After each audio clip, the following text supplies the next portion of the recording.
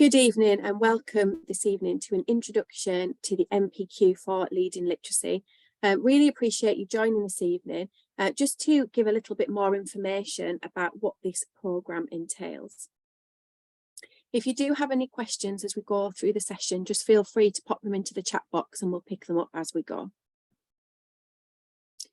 So I love this quote really as a starting point when I'm talking about the brand new NPQs. Every teacher needs to improve, not because they're not good enough, but because they can be even better. And that comes from Dylan William. And it's really, really exciting that we have the opportunity with this brand new Leading Literacy NPQ, because literacy is fundamental to everything that happens in school. So it's wonderful that we've got this opportunity to share with you.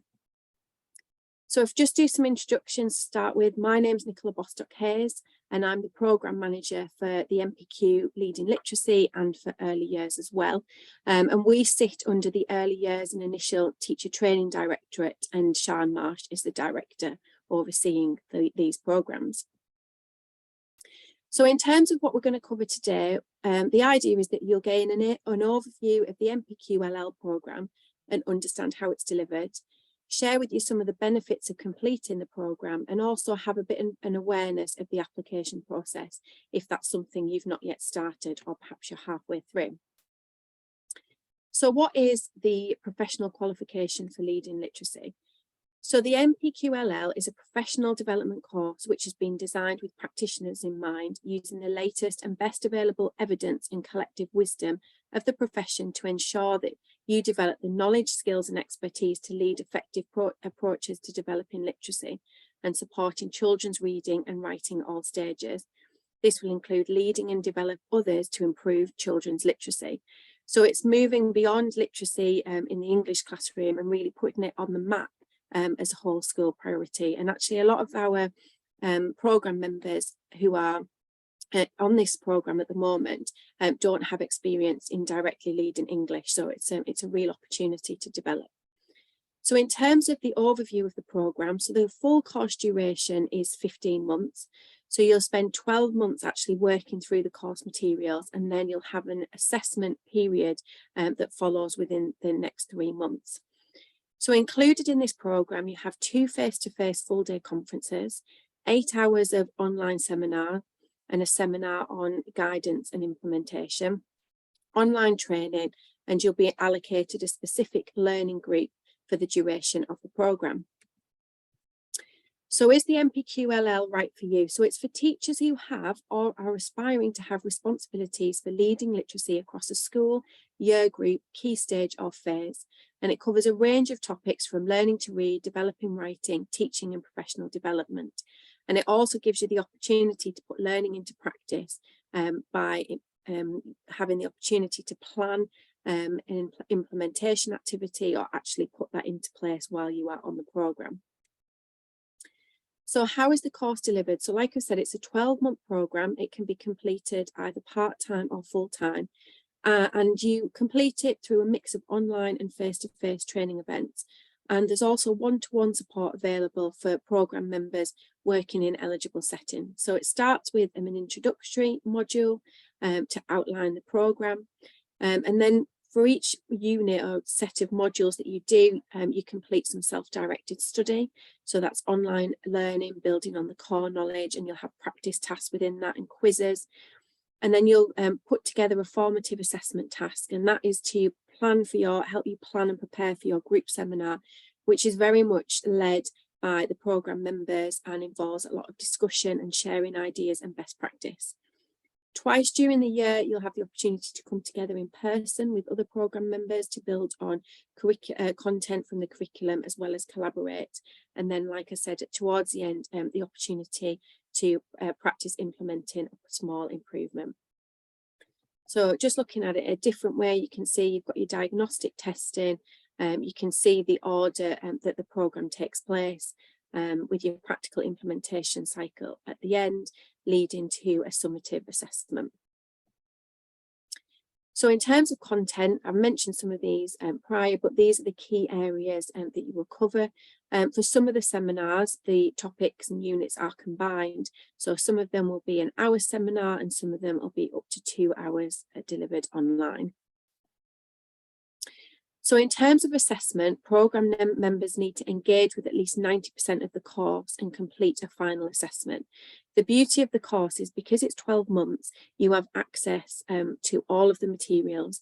So it's really flexible. So if you've got Ofsted or there's something going on at school or at home, that unit doesn't close to you, you can go back and revisit it. And of course, because it's an open book assessment at the very end, you will be able to return to all of the course materials when you're completing that final assessment. So the 90% engagement includes attending your online seminars and in-person conferences, engaging with the online seminars and completing post-seminar reflection tasks. And the final assessment presents a work-based situation that you might be expected to face as a specialist in literacy, and you have 8 days to complete that 1,500-word written response. So in terms of funding, the Department for Education is offering funded training scholarships, which is covering the all eligible years at the minute. So if you start this programme in the spring or next autumn, then you'll be included in that scholarship funding. Where your school or setting doesn't qualify for the funding, there is the option to pay for the NPQLL. So in terms of benefits of completing the programme, so it's really gaining the skills for successful leadership to build the expertise to effectively develop others and lead a powerful whole school literacy strategy. Learn to effectively support colleagues, so develop the skills to help colleagues develop literacy across the curriculum without creating unnecessary workload, but also develop as a specialist in your role as well. So this, the way this programme works is that Best Practice Network are actually a delivery partner of Teach First. So what does this mean? So all of the delivery materials are supplied by Teach First. And on the programme, we use the Teach First online platform, virtual learning platform known as Brightspace. Training and collaboration sessions will be delivered by Teach First to our Best Practice Network facilitators. And there'll be a feedback and evaluation requirement from both Best Practice Network and Teach First. But importantly, your facilitator is employed by Best Practice Network and will receive the briefing, training and guidance from the team here at Best Practice Network. So as part of the Teach First, like I've said, you will have access to the Brightspace platform. It's a really easy virtual platform to use, very accessible, and it means that everything's in one area. So you're not searching for different information from different places, and it contains all of your formative assessment tasks, and that is the place where you upload your post-seminar reflections. Teach First, once you've been offered a place on the programme, they contact you with your login details, and when you log into My Teach First, you get access to Brightspace straight away. Really importantly are our facilitators in the delivery of the programme, and I'm hoping that Lisa is here this evening to talk to us about her role as a facilitator as she started working with us on the LL programme just in autumn. Is she there, Tom?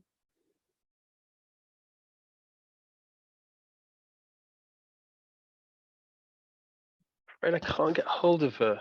No problem. It's no problem. I can just go through this. It's not a problem. So the role of the facilitator is critical to the completion of the NPQLL. So your facilitator, you'll be allocated a facilitator for the full 12 months duration of the course. And they're your main point of contact, and they maintain communication and help monitor your engagement. So they can see on Brightspace where it is you're up to. They can contact you. Quickly interrupt, Nicola. Lisa is here. I do apologise, Lisa. Slight technical issue. That's okay. Yeah. So I was on the call, but I think yes. So thank you. That's fine. I'll just hand over to you, Lisa.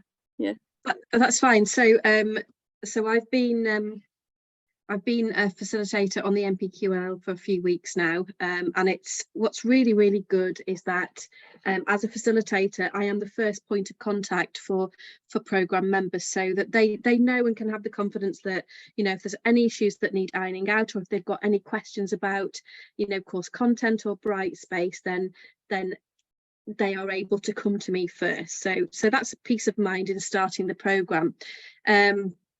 And sort of from one seminar to the next, and ongoing in terms of engagement as well, I will maintain communication with programme members who are in my allocated group for the 12-month duration of the course. So again, we build up a really positive working relationship, and I think it's really helpful as programme members to know that you've got not only that point of contact but that ongoing support as well. And you know, it doesn't matter how mundane a question might be, I'm always there to answer any questions at all. Also, one of my responsibilities as a facilitator is to communicate about and monitor how you are progressing in terms of engagement as programme members. So, you know, if there's something that I think you might benefit from my support on, then I might just drop you an email or just see if there's anything else I can do by reaching out to you to try and help. So first and foremost, I deliver the NPQLL seminars through online sessions, and I think I've got about 24 programme members in my group at the moment. So that's kind of the standard group size, and actually that's a really good size, because one of the benefits of doing this course is that you can really build up your network of fellow literacy leaders or aspiring literacy leaders. So one of the great things about the group I have at the moment is that everybody is from a diverse range of contexts. There's a diverse level of experience as well. Some of my programme members are fairly new to teaching. Some of them are actually already leading literacy. Some of them have been teaching 25 years. Others, you know, are experienced leaders of literacy. So that's great, because I strongly believe that, you know, one of the most powerful ways to learn is to learn from one another. So within the online sessions, we actively use discussion in breakout rooms.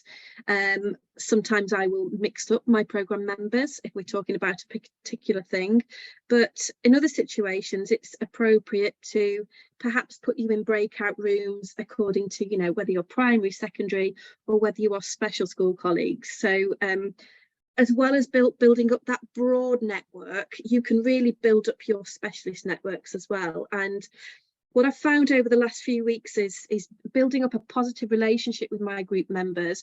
I'm able to start to signpost them to other networks that I think might benefit them. One really good example from the last two seminars I've led is that a small group of specialist special school programme members, I've been able to kind of get them together, and they've formed a really positive self-support group, and I know the feedback from that has been really encouraging, and actually they're able now to not only support the wider group within the seminars, but also outside of seminars. They have set up their little WhatsApp group, and they're able to support each other on specific initiatives that are being rolled out at school. So many benefits to actually joining the programme. As well as the online seminars, as a facilitator, I'm also responsible for delivering the face-to-face events, and I think, Nicola, I'm right in saying that there are two, aren't there, yeah, throughout the 12-month duration of the programme. Your point of contact, your facilitator, won't necessarily facilitate the face-to-face that you will attend. That very much depends on which geographical area you are in. But you know, the face-to-face events, that will be a really good way of touching base with other programme members, and again, you will get an awful lot out of that. So I've already mentioned the ongoing support that we provide as facilitators throughout the course programme. We will give further encouragement and support on formative assessment tasks, which you will see you will need to complete at the end of each unit module, and then also that support continues right up to the summative assessment task submission at the end of the programme. So I think perhaps in a nutshell that's what I do really as a facilitator, but you know, I can only you know, echo Nicola's words around it's a really great programme. So if you are interested in leading literacy in the future, or you're somebody who already leads literacy at the moment in your setting, you will get an awful lot out of this programme, whatever your level of experience. Thank you, Lisa. So in terms of what can programme members expect from a support basis, so the fantastic thing about the Leading Literacy programme is that we've got lots of different elements of support built in, depending on your needs. So we have application support from our sales team, so you've got that inquiries email just there. We've got a fantastic programme coordinator who's the key point of contact for pastoral support, logistical queries, anything around seminars or conferences particularly. As Lisa has said, a dedicated facilitator who's available by email contact for content related questions and queries, and to support you with the assessment tasks, both formative and summative. And when you're working on Brightspace, there's Brightspace support provided directly from Teach First, from your account, so you can have any questions or queries answered straight away. So in terms of completing the assessment process, applicants are required to have QTS or a level 5 qualification. And in terms of the evidence to support your application, you'll need a signed head teacher agreement to confirm the information submitted by yourself matches that on the NPQ registration service, and that you are employed by the school. And the head teacher or setting manager will declare your readiness to commence the NPQ, and that they will support you.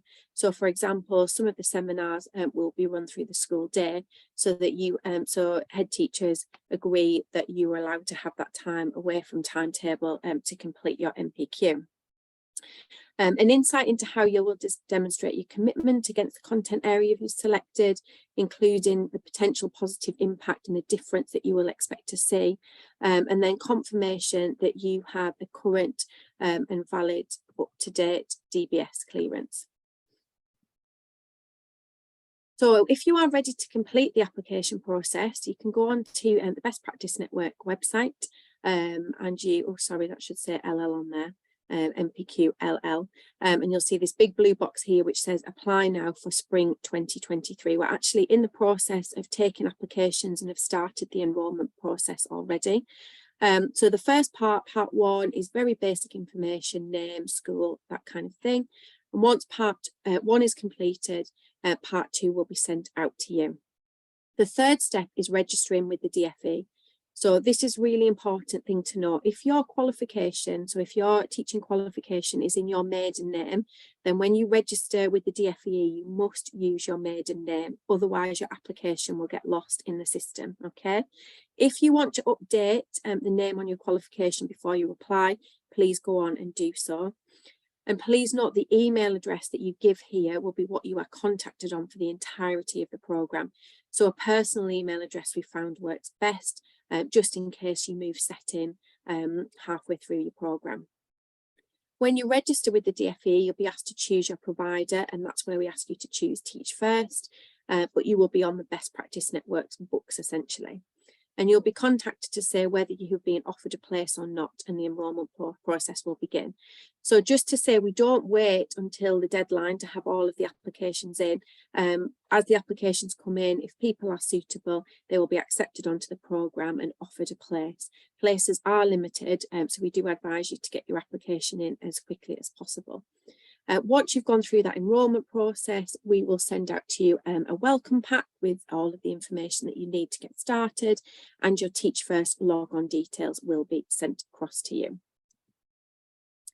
So in terms of next steps after today, if you're as excited about the NPQLL as we are here at Best Practice Network, get on and complete your application form. Ensure you've got your teacher register, your teacher reference number. If you're not sure what this is, there's the qts.inquirieseducation.gov.uk to obtain yours, and the team aim to respond within 5 working days. As it gets closer to deadlines for applications, they do get a lot busier. So if you are intending to apply and you're not sure what that is, I suggest getting in touch as soon as possible. And then as you're going through your application process, do feel free to contact NPQ at bestpracticenet.co.uk with any questions or queries. So that's everything from me to share with you today. So if you've got any questions or anything you're uncertain of, please feel free to ask it now. Not sure, Tom, if there's anything come up. I can't see anything at the moment, but yeah, if anyone has any questions, we'll gladly field them. Also, we are recording this session and we'll share the recording with everybody who's here. We'll share the lovely slides as well. So thanks for putting those together, Nicola. And yeah, thanks to Lisa for her contribution too. Really great to hear a facilitator's point of view. So we'll give it a while. Are there any questions? Okay. Can't see any. Okay, well, like I say, we'll share these slides with everybody in attendance. We'll share a recording. And if you do have any questions, you can email us at inquiries@bestpracticenet.co.uk.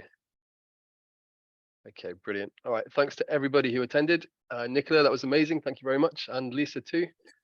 I hope you all have a lovely evening. I'm going to end the webinar now. Thank you.